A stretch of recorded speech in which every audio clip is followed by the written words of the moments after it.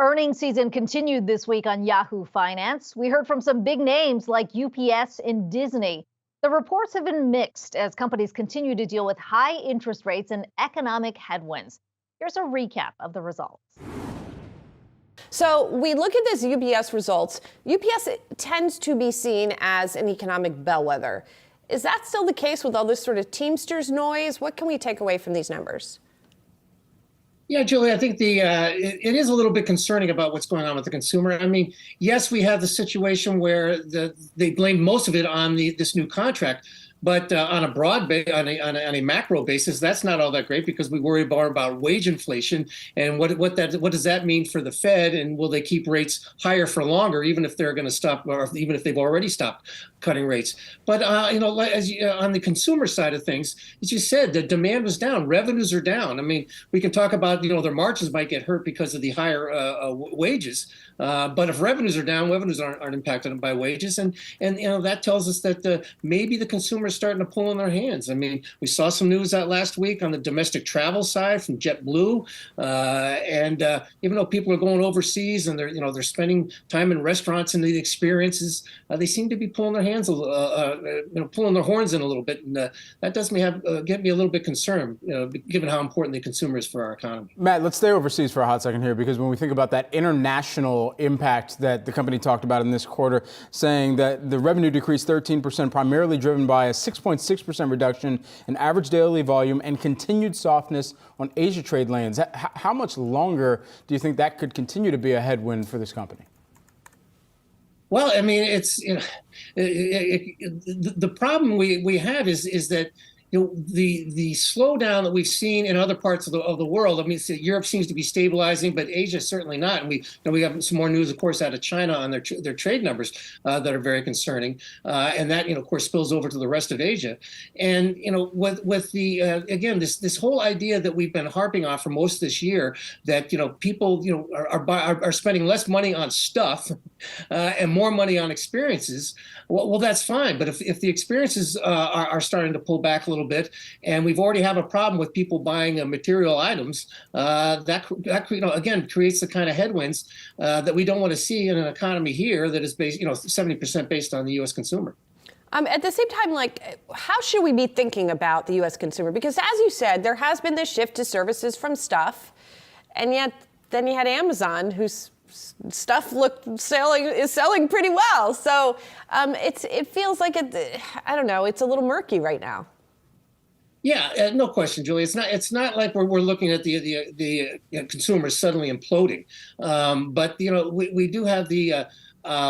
We're just getting a lot of mixed signals. Amazon's been pretty good, but you see what the retailers did in when they reported earnings last time. They have yet to report yet. We'll hear from them in the future here. But their stocks have obviously got pummeled real hard during the last earnings cycle, and of course their guidance wasn't very good either.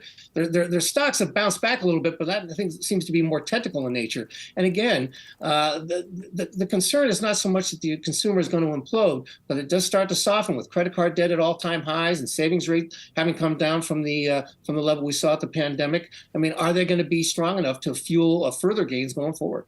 Matt, you mentioned a moment ago how much UPS had kind of leaned into what the negotiations had been like with the Teamsters, how that played out, what that means for the guidance going forward here. Is there anything and this has been a big year for some larger union negotiations, is there anything that we can extrapolate from what UPS and their own negotiations look like and apply that to some of the other kind of employment situation and union negotiations that are still moving forward?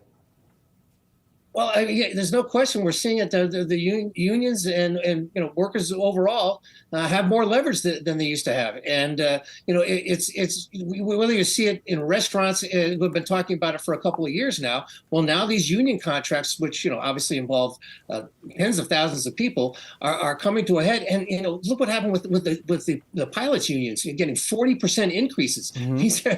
These are very significant, and at some point it's going to have an impact on margins. And the biggest thing we keep talking about, we're going to be able to avoid a recession. That's great, but if earnings don't increase going forward, and with those margins being compressed, if earnings can't increase, that's going to again make it tougher for the stock market to rally as strongly as it has so far this year.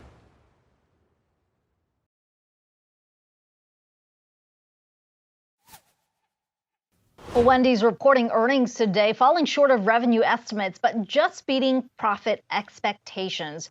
Morningstar equity analyst Sean Dunlop was on the earnings call earlier today and joins us now. We are seeing those shares under pressure right now in this session. What stood out to you, the big headline here coming out of the results today? Yeah, what we're starting to see is a little bit more cautious of a U.S. restaurant consumer, and that's a concern that we've harbored for a little bit of time. So same-store sales grew 5.1% in the firm's home market. That suggested that it mostly maintained its share in the fast food category broadly, but did underperform both Burger King in the U.S., which had 8.3% comp, and McDonald's, which had 10.2% earlier in the quarter. So the reluctance of consumers to come into stores, traffic was a 1-point headwind, and then we see certain evidence of check management that certainly suggests to us that we're likely to see a bit more of a promotional environment moving forward, and maybe a little bit of difficulty driving durable comparable store sales growth over the rest of the year. That was probably our key takeaway. Sean, what do you think of the pricing strategy here from Wendy's? Because they said that they're not going to be raising prices any further, at least for now. We heard from some of their competitors, like McDonald's, that they may begin to adjust some of their pricing to the downside here as inflation does ease in the second half. Does their pricing strategy up until this point, does it make sense? I think it does. As you look at Wendy's core customer, they tend to skew a little bit less affluent than we see at some of the other chains. And they've obviously had a little bit more trouble attracting traffic, down 1% in the quarter relative to peers like McDonald's, who saw +4. So I think it makes sense to be very cautious, very cognizant of where the consumer is today. We saw the opposite example with Papa John's earnings, where they raised prices a little bit too aggressively, and where franchisees saw a negative 2.3% comp in the U.S. That's certainly something that restaurants need to keep an eye on in the current environment. Yeah, so let's kind of broaden it out into the space sort of beyond Wendy's, because as you point out, consumers are getting a lot more price sensitive. When you look at this particular landscape right now, who do you think is best positioned in that way? Who's got kind of the sweet spot where you think consumers are looking to and willing to shell out money, even as these companies are able to juggle some of the costs that are still pretty elevated? It's an interesting question. You know, as we look back a couple quarters ago, we were saying that the operators that would be best positioned to navigate this kind of environment would be those that offered value-oriented fare. You start to think about the cheapest cost to feed a family of 4, for example, some of the pizza players, or with McDonald's somewhat disruptive value menu offerings. We've seen a lot more incidents of barbell pricing, where you've got the value-driven fare like Wendy's Biggie Bag on the bottom end of the scale, and some of the more premium products to attract a clientele that's feeling a little bit less pressure. So in this sort of environment, we like restaurants that have sort of compelling value offerings. We like restaurants that have scale-driven cost advantages. You think about a McDonald's or Yum Brands that's able to generate a lot more leverage over suppliers upstream and over independent software providers. And so they're able to offer the same food at a lower cost with equal or better margin. And with the way the consumer's feeling today, that positions those firms particularly well. Sean, we've seen Wendy's and some of its competitors also push a little bit further, push into late night offerings. It certainly seems like Wendy's is seeing early success within this offering. How do you see that, or how big of a build could Wendy's potentially see in this offering here in the coming quarters, and how quickly?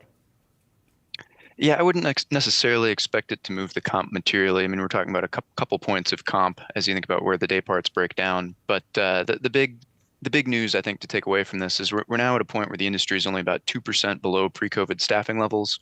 We're starting to see wage inflation decline sort of into the mid-single-digit range and declining month to month to month. So the hope is that this is reflective of an environment where restaurant margins are going to be pressured a little bit less, even as we start to see top line slow. And obviously, commodity prices were a boost in the quarter, and for most restaurants will continue to be over the balance of the year, with maybe the notable exception of beef and potentially wheat. Beyond the U.S., when you look at some of the international markets for Wendy's, you know, how do you see that faring in this environment? How big of a driver do you think it can continue to be? Yeah, a lot of markets outside the U.S., so it's very market by market. But it was interesting to see them ink the development agreement with Flynn. Obviously, they agreed to open up 200 new restaurants by 2034, which is relatively modest as you consider development agreements. But it is Flynn is the largest franchisee in the United States. So it's interesting to see them push abroad with Australia. They also acquired 260 Pizza Hut stores, which they operate a large U.S. footprint of. With a lot of these international markets with Wendy's, it's challenging because Burger King and McDonald's already have substantial international footprints. That's true in Australia. And in most markets that tend to be smaller than the US food service market, there's not necessarily room for three players within one category like QSR burgers. So we struggle to see tons of upside in some of those smaller markets, like maybe in Australia or Germany or France. Sean Dunlop, good to talk to you today. Appreciate the insight.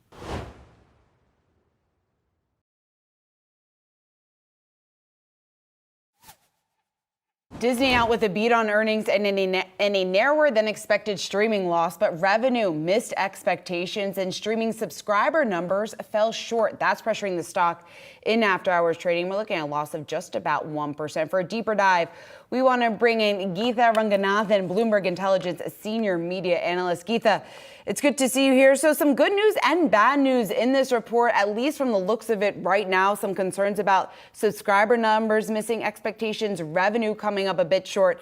That's dominating the trading action here in after hours. But what's your first take at these results? Yeah, so my very first take was, of course, at that streaming loss number, which actually came in much better than expected. We were expecting about $750 to $770 million in streaming losses. They came in substantially lower at about 550 million. That's one thing. Of course, as you pointed out, the streaming subscriber miss, at first glance, yes, it does seem like a huge miss. But then if you just dig a little bit deeper, most of those subscriber misses, actually 12.5 million subscriber losses, were at the Indian division of Hotstar. And remember, this is because, Disney actually has foregone a key piece of content, which is the Indian Premier League cricketing rights. Those rights, Disney kind of gave up on just in a focus on being, kind of more cost conscious and cost disciplined. So we kind of expected this. And it's not really a big, it's not a big contributor to revenue, because if you look at a Hotstar subscriber, they bring in roughly about 50 to 60 cents per month versus a Disney Plus subscriber here in the US who brings in over $7. So it's not, the subscriber miss, the optics of it looks bad, but it doesn't necessarily really affect the profitability or the revenue line all that much. Geetha, this is a company that is clearly very much in transition when you think about what it's trying to do with some of its more legacy parts of the business versus investing in streaming and other parts of the business where they see the future. Looking at where the company came in, they reported a $2.6 billion one-time charge in impairments. That was part of the number that dragged things down. Where do you think the company is in this transition, in this restructuring? What do these numbers tell you? That's a great question. So I think that is really about trading some short-term pain for longer-term gains. So the narrative, at least in the streaming world right now, has shifted away from subscriber growth or just chasing subscribers for the sake of chasing them to more on profitability and being able to get to good end unit economics, making sure that the streaming business is a consistent long-term earnings growth driver. And I think Disney is doing exactly that. So that one-time charge, yes, it did depress earnings in this quarter, but what it does is it sets up the company for a much leaner and a cleaner kind of content cost profile. So remember, Disney is one of the largest spenders of content in the media landscape. They spend about $31 billion. A lot of that, of course, is sports rights, which is paid out by ESPN. But then you have a lot of entertainment content as well, whether it's films, whether it's, a new Marvel series or Pixar animation films. So all of this, and Disney is really kind of trying to right size the cost base to make sure that they can ensure hitting those profitability targets sooner than expected. So they had actually guided to getting to profitability in the streaming business by the end of fiscal 2024. We'll have to wait and watch and see if management says that they can accelerate that timeline, get there a little bit sooner. That should be something that investors can cheer about.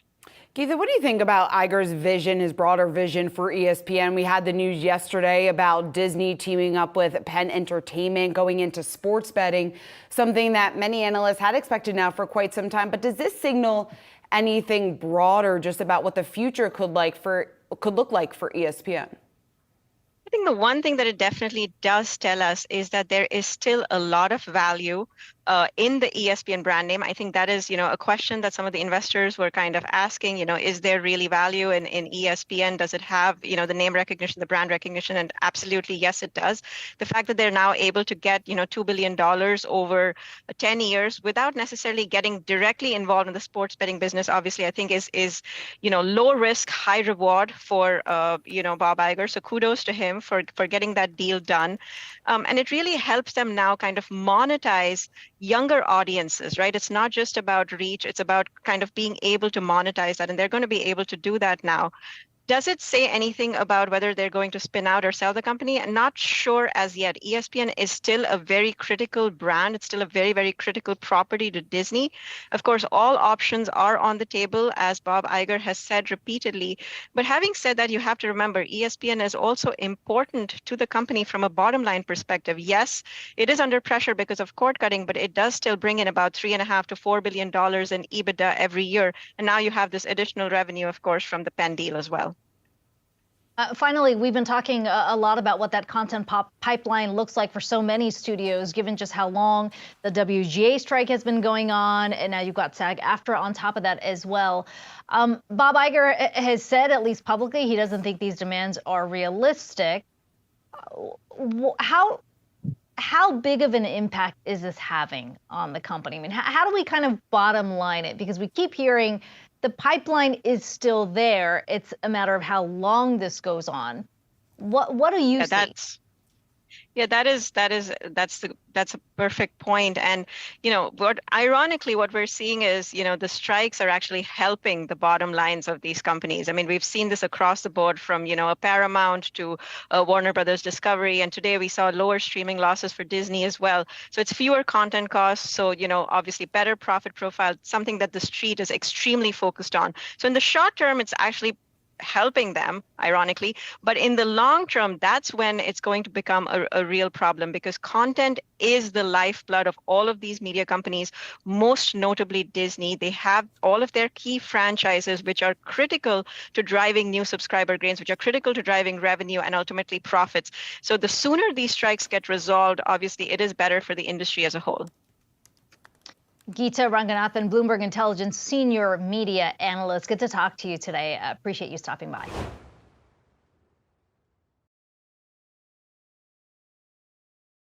Good morning. This is Yahoo Finance. Big news, 3 things that you need to know. We just got the announcement. What happens now? I got a question. What does success look like? What was one of the biggest challenges that you faced? How much does that raise the odds for a recession? This phase is over. Tell me what happens to the debt ceiling. Where does generative AI, though, fit into your portfolio? Talk to us about this diversification and what investors need to know. And I think it's important. This is the stuff that gets me out of bed, fired up. What's the gateway? What's the new bridge to opportunity? Doesn't matter if it's a soft landing or a hard landing. Big interview. I can't wait. Supreme Court out with the ruling on President Biden's student debt cancellation. Right, let's turn now to some recent tech earnings. And they give you information if you watch them closely. President Bostic, President investor Gary Gensler, thank you so much. Part of what Davos is about is sharing best practices, coming forward with ideas, and then enabling those ideas into action. And I would add that there's more to come on this. And we keep producing products that help people lead healthier lives. This is one of those rooms they use to simulate light in space. Interest rates will come down again. Figure out where your money is going now. You gotta scope that out. And the numbers really tell the story. What does all this mean for you? Keep it tuned into Yahoo Finance.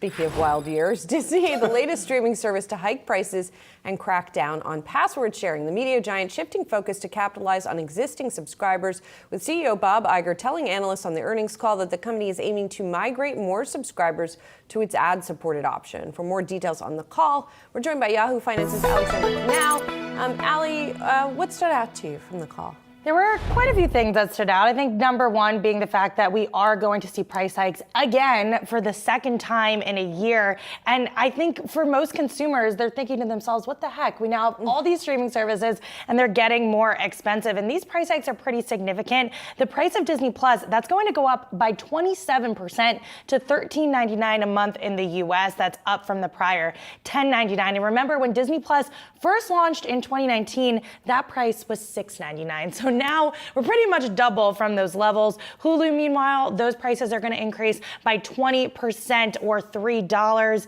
So, this is coming as Disney is trying to pare down some of those losses, especially those streaming losses, and increase those profitability levels. That did happen in the quarter. Disney reported streaming losses totaled $512 million in Q3. That's about half of the $1.1 billion loss that was reported in the prior year period. And that was also significantly ahead of estimates. So a positive thing there, but probably a negative for consumers, is the fact that we will be seeing a Netflix-style crackdown on password sharing. So to me, this is a sign of what's to come from all the streaming giants. Bob Iger did talk about this a bit on the call. Here's more of what he had to say.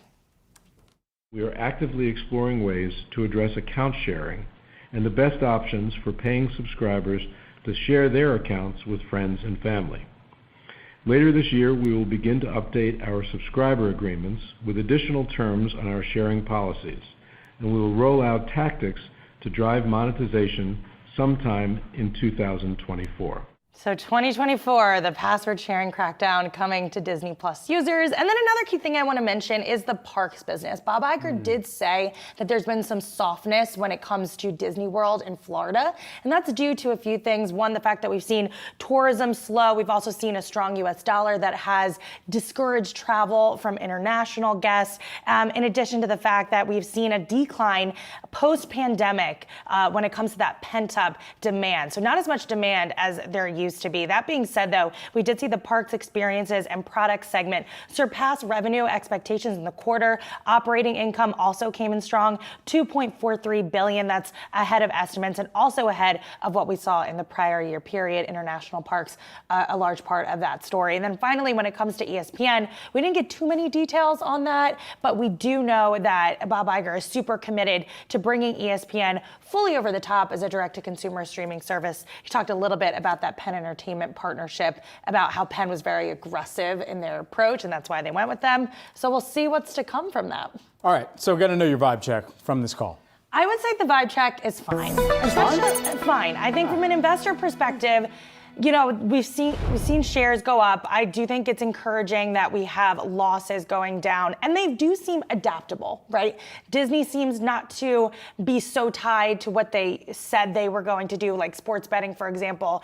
Now they're embracing that, so they're willing to pivot in the name of profitability and in the name of paring down those losses. I do wish we got a bit more color and a bit more detail on ESPN, possibly some of those strategic partnerships. Bob Iger, he didn't spill his guts like we've seen him do in recent interviews. So I wanted a bit spicier of a call. But overall, we did get... Name me the last spicy earnings call you guys heard, besides Tesla. Tesla x Tesla. Spicy? Yeah. That's true. And for Vibe, we also have Vibe check the shares, right? The shares are up 2.3%, which I think also is contributes. Fine.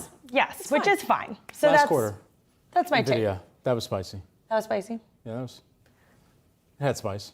The news was spicy. Had seasoning. Okay, yeah. All right, fair enough. All right, Ali, thanks. We're going to come back and rate the spiciest earnings calls. I'm just trying to manage your expectations, That's true. guys. I know. That's all. Thanks so much, Ali. Really appreciate all your coverage of Disney and doing double duty on CPI today. Yep. Also, if you look at yahoofinance.com. Yes, exactly.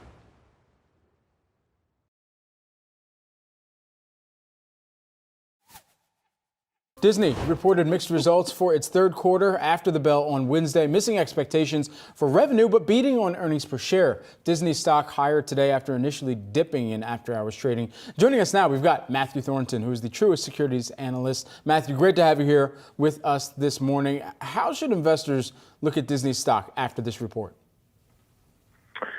Look, I think we got some positive incremental takeaways here. I mean, the focus for this company right now is clearly profit and cash flow over revenue and subscriber growth, at least for the short term.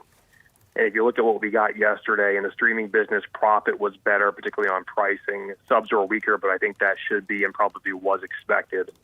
The linear TV business continues to struggle from a secular perspective, but again, I don't think that's new. The box office remains challenging and lumpy. Again, I don't think that's new. And in the parks businesses, look, I think you've got some puts and takes. International strong, domestic softening from really, really tough comparisons year over year. But I think the probably more important incrementals here are, the company talked about raising price in the streaming business probably a little more aggressively than folks expected. They talked about cracking down on password sharing, very similar to what Netflix has done. They introduced a new sports betting partnership yesterday, and they said that their cost actions are actually running ahead of plan. So they're going to do better than that $5.5 billion. So I think if you kind of wrap that all up, profit numbers are probably stable to maybe even rising coming out of this earnings results. I want to focus in, Matthew, it's Julie here, on the streaming business in particular. And you mentioned that they're sort of following the heels of Netflix here in terms of talking about password sharing crackdown, although it sounds like they haven't done it quite yet, raising pricing, offering more tiers. It sort of feels like after Netflix lost its mojo, it feels like it's gotten it back and then some. And then now there's sort of an also-ran situation where the other streamers are maybe running to catch up with Netflix at this point. Is that your impression, and are they going to be able to catch up? I think it's a maturation of the streaming market. I think we've had the last 4 or 5 years of pure focus on subscriber growth and gaining scale. And I think we are now getting to a point where penetration rates are higher, where there's a much more balanced approach to monetization and profitability. And so I think a lot of these services, Disney included, are really thinking through what are the right price points, what is the right tiering structure, how do we lay in advertising in an accretive way, because subscriber growth isn't going to be at the levels that we've seen in prior years because the law of large numbers are starting to set in here. So I think it's a very natural maturation process across the streaming landscape. And so this is still a company as well that has a lot of kind of changeover that's taking place at this time, either in strategy that's enacted or just in terms of what the experience for a myriad of consumers that they deal with looks like as well. But what's caught investors' attention is whether or not there could be parts of this company that are eventually sold off. Do you see that coming to fruition? Is there anything that you heard on the call that gives you the inclination to believe that we could be looking at a far different Disney or part of a Disney that gets sold off to some other company over the next, say, 12 months to 18 months? I think what's pretty clear here is there's a lot of optionality, and I think CEO Bob Iger made that point pretty clear. If you look at kind of what the core is of this company, it really is their tried and true owned and operated brands. So the Disney brands, the Marvel brands, the Star Wars brands, the Pixar brands, which of course extend to their portfolio of parks and cruises and experiences. That is the core of this company. That is the growth driver. That is the highest margin, highest value piece of this company. I think where the optionality really lies is around their linear networks business and, of course, ESPN and the sports ecosystem. I think they were pretty clear that within ESPN they are preparing for a transition to a streaming world. They are looking at strategic partners that can help them on the content or distribution side. And so what I think that tells you is they are hard at work, pen and paper, trying to figure out where they want to take this business. And it could look very different.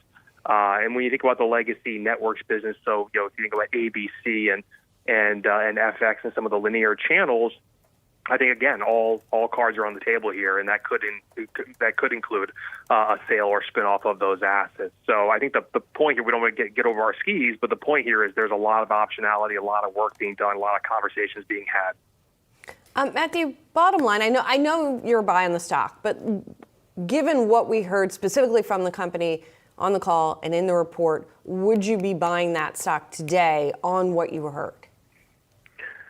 Look, I think the setup here for the stock is better today than it was yesterday. And then the reason I say that is, again, I think the results that we saw yesterday were better than feared. I think profit numbers are probably stable to going up coming out of this print. We have an investor day, a 3-day investor event that they'll host next month where we'll get more incremental color. And I think sentiment in general, could swing in a couple different areas. If you think about the ongoing strikes, I think sentiment is clearly, pinned negative there. If you think about box office choppiness, those are things that can go back the other way pretty quickly. So we actually think the setup today is better than it was 24 hours ago. And then just one quick final question on the parks, and specifically on Disney World in Florida. What's going on there? Like, what's really going on there? And are we going to see a rebound in the traffic there? I think it's a combination of several things. I think you've got really tough comparables. Remember, they had their 50th anniversary promotions and events last year. You're starting to anniversary those. I think, when you think about 2022 into 2023, I think there was a lot of catch-up vacationing because of what happened during the pandemic, and that's starting to moderate and normalize here. And so I think it's a law of large numbers and a lot of normalizing of demand and tough comparables that you're seeing in Walt Disney World. I think conversely, if you look at perhaps Disneyland, but certainly more so international parks where the pandemic's extended a little bit longer, so we're still much earlier in that catch-up phase. Those are still outperforming and exceeding expectations. Cruise lines are another great example there. So I think they're in different parts of the curve getting back to kind of a normalization.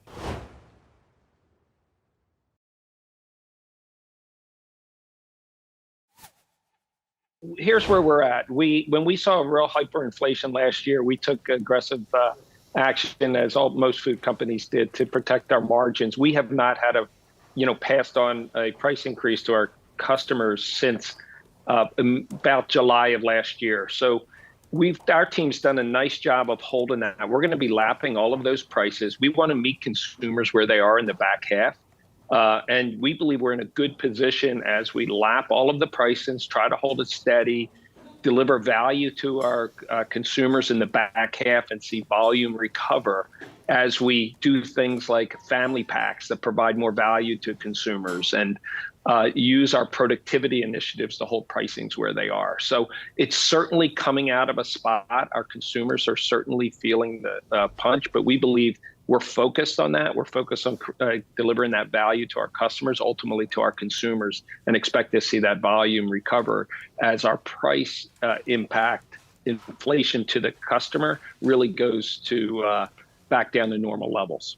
Andy, it's Brian here. Always great to get some time with you. I'm going to refrain from asking you if you've seen a pickup in your convenience store business with all these big lottery jackpots, but I will ask you this. Have you seen any impact to the convenience store business lately as gas prices have been back on the rise this summer? It's a summer season, so we do see traffic more recently, with the rise of fuel, that sometimes has an impact on our consumers' behavior. And a lot of times it increased the frequency to the store because they're not filling up the tank every single time. What we're seeing right now is a slight increase of traffic. We're about flat year on year. That was slightly down in Q2. We expect it to continue to rise, and we're well positioned for that business. Brian, as you know, we have a terrific C-store business. Scott and the team do a great job. We have availability that's about 20 to 25 points greater than our next closest competitor. We're bringing them innovation. So I feel like we're in a good spot for convenience, but certainly we watch those fuel prices very, very tightly. Something that we've been keeping a close eye on within the consumer price index readings that we get monthly is this food at home figure. And that increased by about 0.3% over the month here.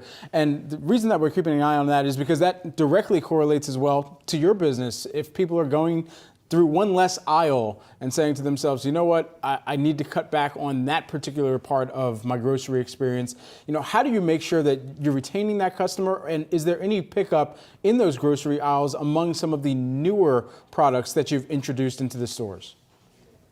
Yeah, a couple of questions there. The first is we partner with our customers to really, throughout the store. We have many points of interruption throughout the store. It's not just the aisle. You are right about the number of units in the basket to offset the price, but we're in a very accessible snack. And as I said before, we try to give our customers the right value. We feel like we're set it back to school. We sharpen value where we think we can. We launch value family packs, which are doing very well, which allow consumers to really participate in larger sizes, but a better value.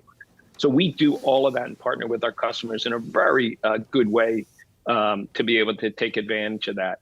Related to our new items, they are really doing well. And that's one of the reasons why protecting our margins, but doing it not just through price, but through productivity, which our team's been able to do, is really important. It allows us to bring what consumers want. Our new Casbars offering is really off to a terrific start.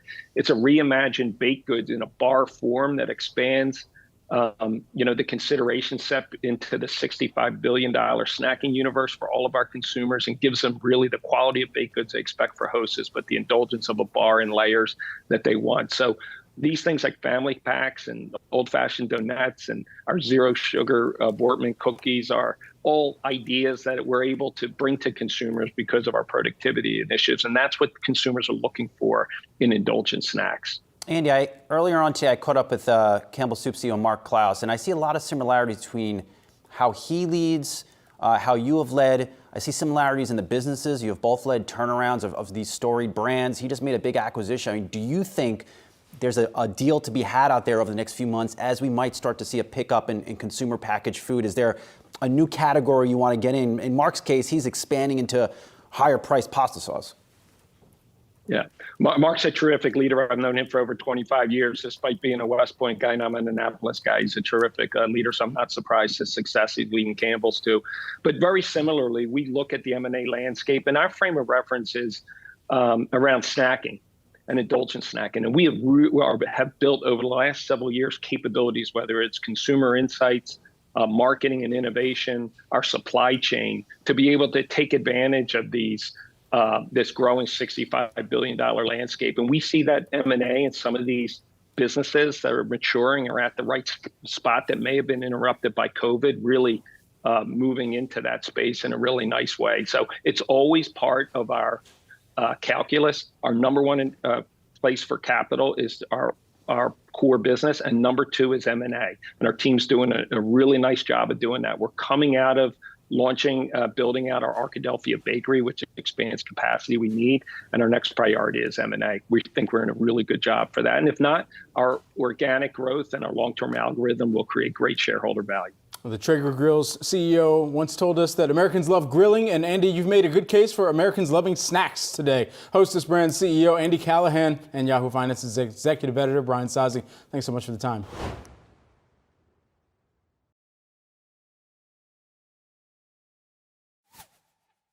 We want to zero a little bit more in here on that question of whether Disney could be a buyout target. It's a big question coming out of the media giant's third quarter earnings.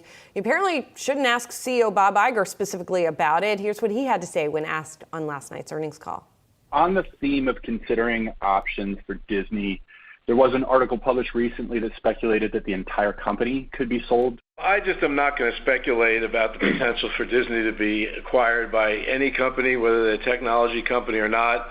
Obviously, anyone who wanted to speculate about such things would have to immediately consider the global regulatory environment. I'll say no more than that. It's not something that we obsess about.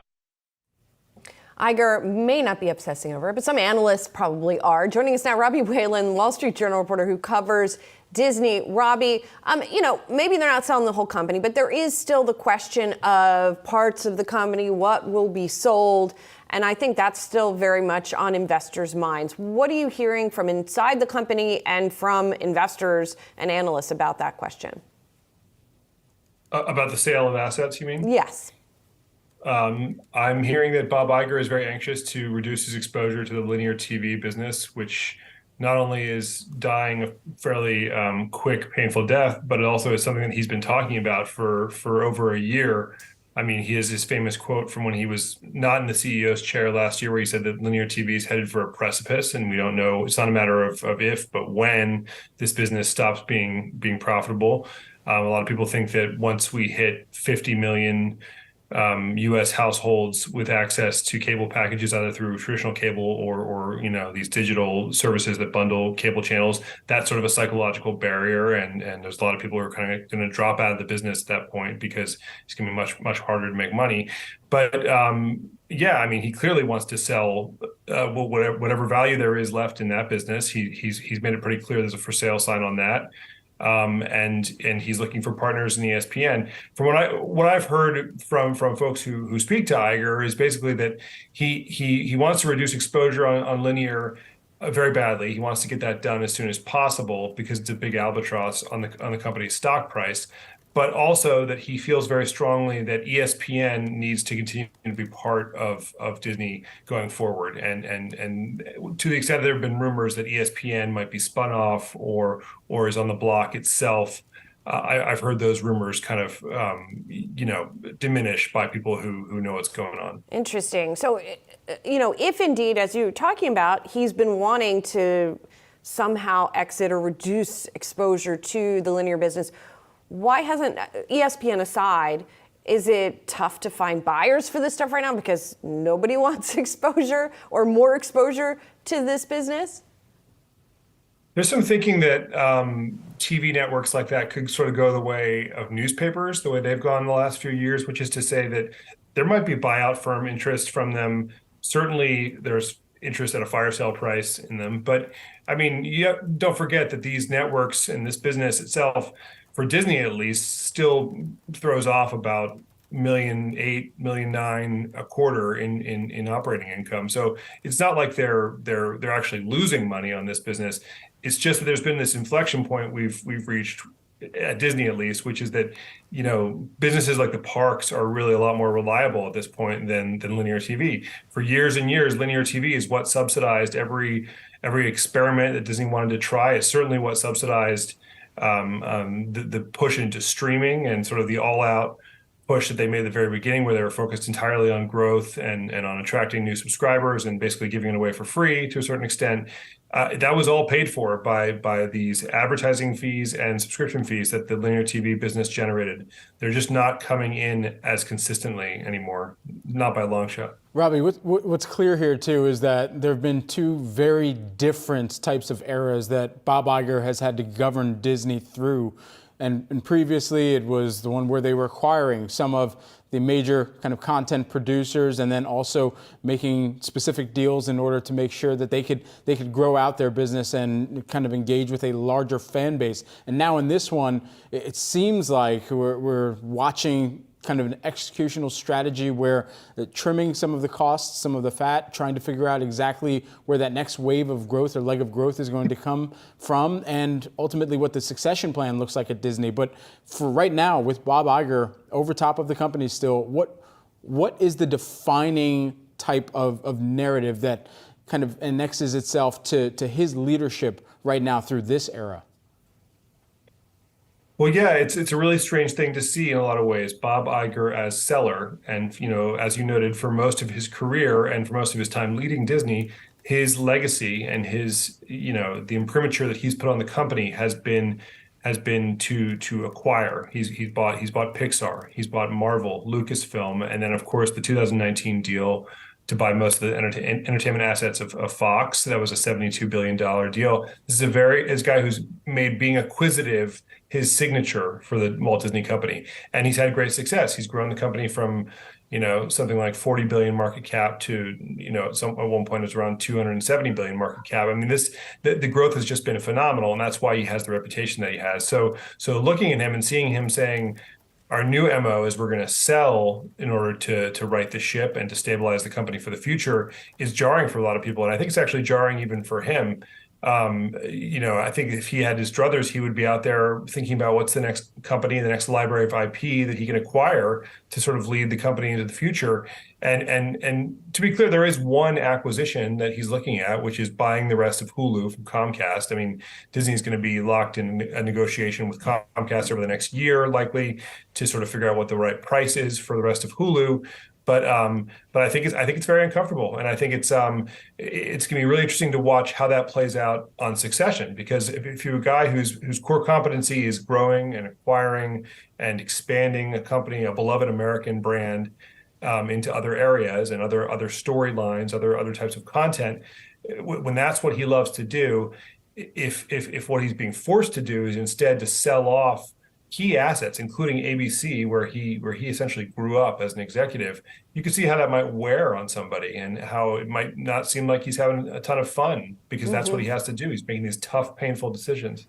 Well, Robbie, he doesn't have to do the job forever, as we well know. And as you've covered, succession is the other big sort of question hanging over the company.